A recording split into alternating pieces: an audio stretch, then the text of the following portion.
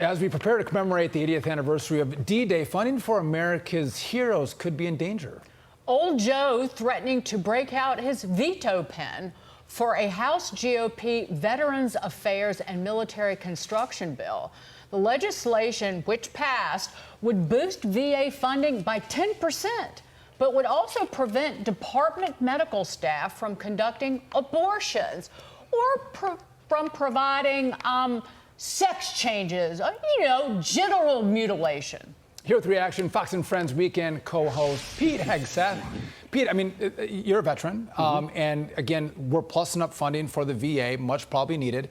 But the fact that Joe Biden would threaten to hold this up because he wants pro-life taxpayers to pay for abortions at the VA and also wants us to pay for gender changes, for genital mutilation? Shows you exactly where their priorities are. Right. By the way, the VA doesn't necessarily need more money.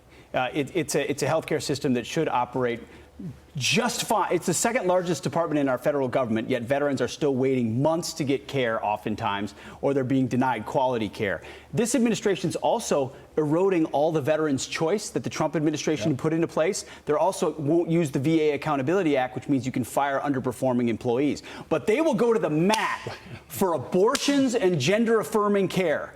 By the way, I got a bunch of texts and emails from vets because pride flags are flying outside of all VA facilities across the country.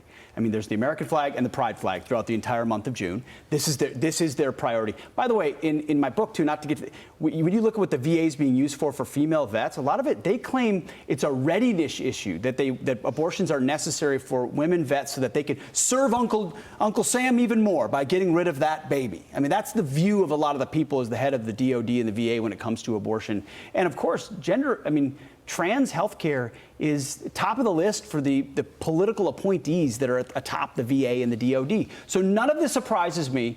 Good on it must have been the House Republicans that pushed that aspect of the bill. If he wants to veto it over that, he's losing a lot of funding that they've been wanting for a long time. And a lot of votes. Yeah. Yes. And you can just tee up your book. But I was going to say the reason that confidence in the U.S. military is still at a record low. It's like 46%, according to the Reagan Institute, that have a great deal of confidence in the U.S. military. 46%. It was 70% in 2018. Is because of things like, and you just hit on it, like the training vignettes that the U.S. Army uses go into how do you deal with a trans female soldier who has a penis and is showering. How do you deal with the trans female's discomfort in the open shower bays, but also how do you deal with the female soldier's discomfort? There's a long list of considerations and responsibilities of those senior in command. Dagan's very descriptive as she tells you what's happening. Well, I can be more descriptive. At least I didn't use my hands.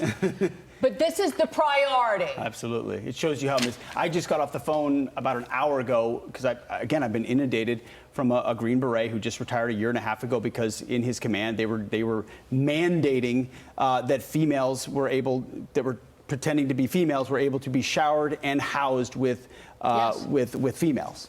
And that was something he was supposed to accept. That gender-neutral bathrooms was something the command was very obsessed with. This is in elite units.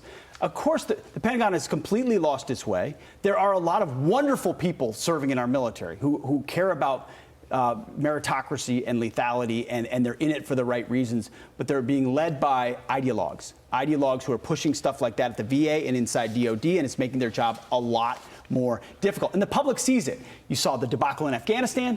You saw the vaccine mandates. You see these ads. And you know what I get sometimes? Oh, Pete, you're the reason. You're the problem. You're making it look a lot worse than it is. Tell that to the hundreds of guys I talk to. Tell that to everybody I hear from. Thank you for telling the story of the guys that are in right now that are facing this. But you talk about the guys that are serving and that they're patriots. But I wonder how many guys that are patriots that would be great members of the military who chose not to serve because of this garbage, which leads me to your book, Pete. You have a new book, it's the War on Warriors, right? Yep. Tell us about it. Absolutely. I mean, that's a big part of the story. Recruiting numbers are down, big time, because, by a whole division inside the Army. You've got mid-level officers and enlisted deciding not to re-enlist.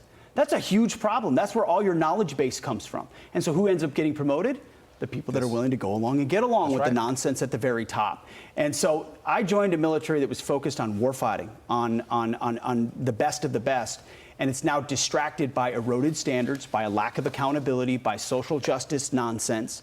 And that's what commanders are focused on. And if you check the boxes on gender equality and DEI and CRT, you are sure to get promoted.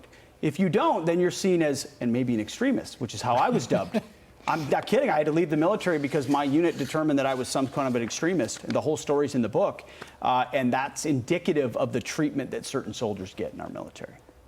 One chapter is supporting DEI means soldiers die.